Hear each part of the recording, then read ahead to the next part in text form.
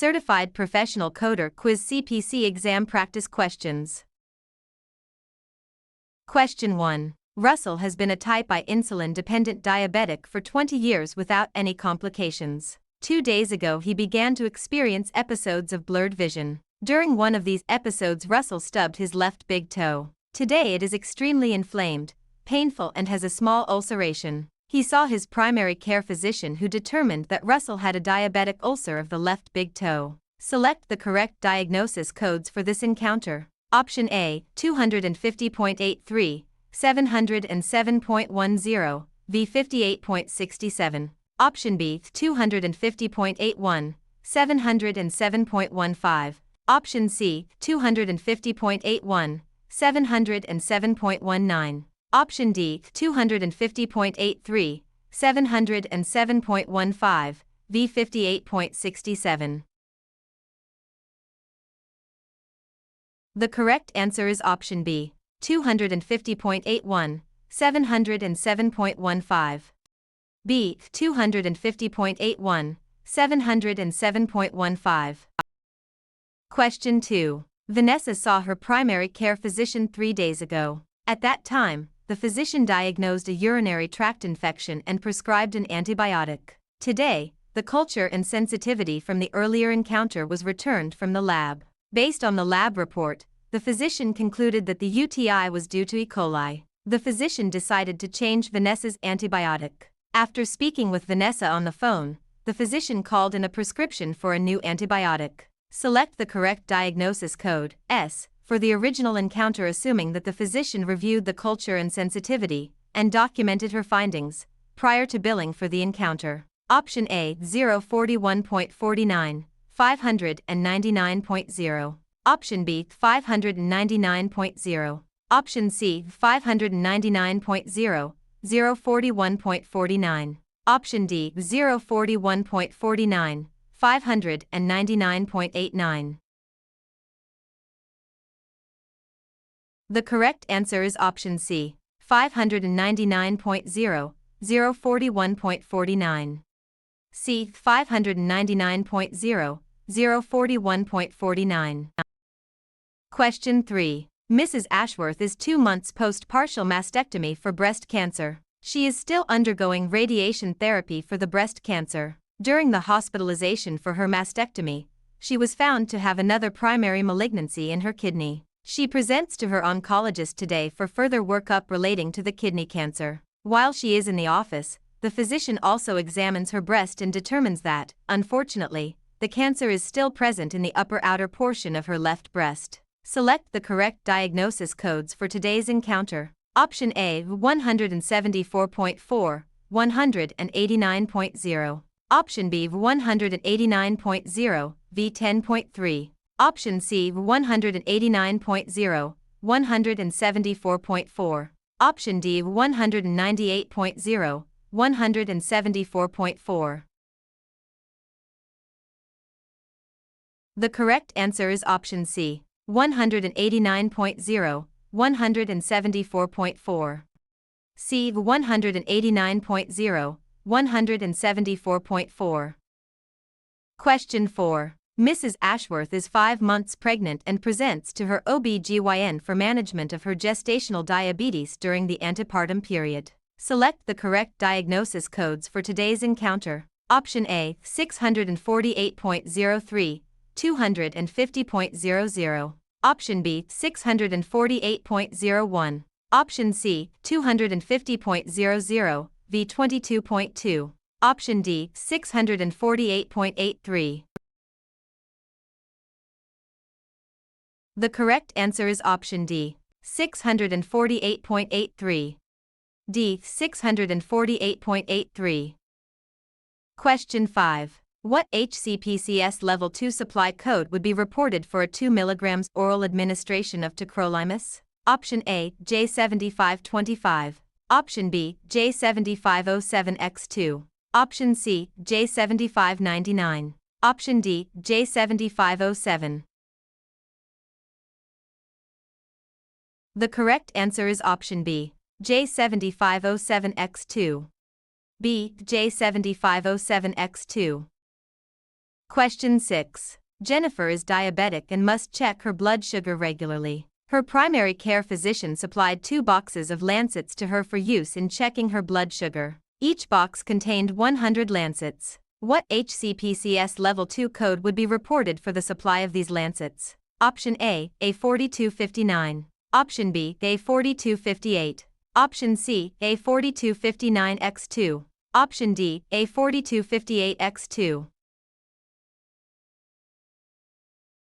The correct answer is option C, A4259X2. C, A4259X2. Question 7. Mr. Thomas, a 72-year-old, goes to his primary care physician for a yearly physical. While there it is determined that Mr. Thomas should undergo a screening flexible sigmoidoscopy for colorectal cancer. What HCPCS Level II code would be used to report this encounter? Option A, G0105. Option B, G0104. Option C, G0106. Option D, G0121. The correct answer is option B, G0104. B, G0104. Question 8. A physician administers 12 cubic centimeters of IM gamma globulin immunization in his office. What HCPCS Level II supply code, S, would be used in reporting this drug? Option A, J1550, J1470. Option B, J1460X12. Option C, J1560. Option D, J1510X2. The correct answer is option C, J1560. C, J1560. Question 9. Mr. Stewart was in a car accident and had to have both legs amputated. The local DME company supplied him an amputee wheelchair with fixed full-length arms and swing-away, detachable footrests. What HCPCS Level II code would be reported for supplying this wheelchair? Option A, E1180. Option B, D1130. Option C, D1200. Option D, D1140. The correct answer is option C, E1200. C, E1200.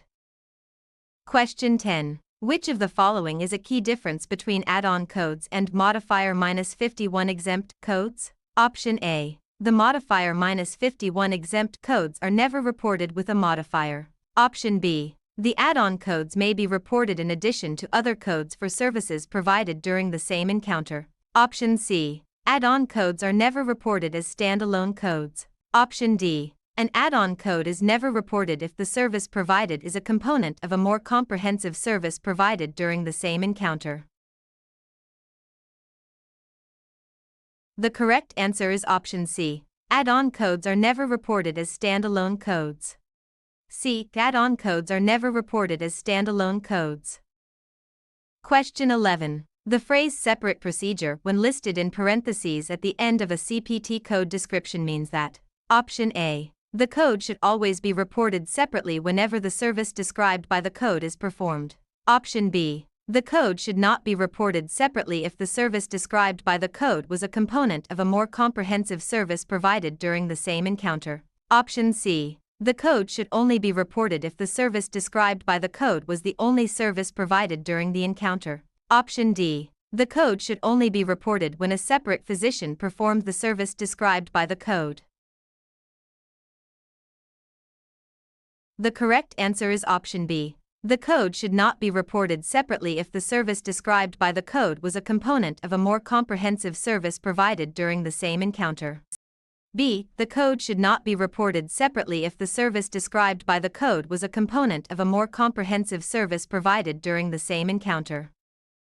Question 12. Which of the following is not an acceptable method of reporting the CPT code, S, for surgical services when no single code accurately and fully describes the services performed during a particular outpatient surgical session? Option A. Report the code that most closely reflects the physician work involved even if the code does not exactly describe the specific services performed. Option B. Report a combination of codes that, taken together, accurately and fully describe the services performed.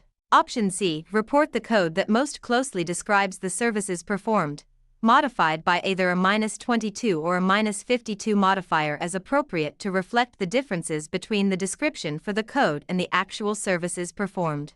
Option D. Report the unlisted code that best describes the services performed. The correct answer is option A. Report the code that most closely reflects the physician work involved even if the code does not exactly describe the specific services performed. A. Report the code that most closely reflects the physician work involved even if the code does not exactly describe the specific services performed. Question 13. Which of the following is not considered a part of the CPT surgical package? Option A. All E&M encounters on the day prior to the surgery and the day of the surgery. Option B. Local anesthesia. Option C. Evaluation of the patient in the recovery area. Option D. Typical uncomplicated follow-up care. The correct answer is option A. All E&M encounters on the day prior to the surgery and the day of the surgery.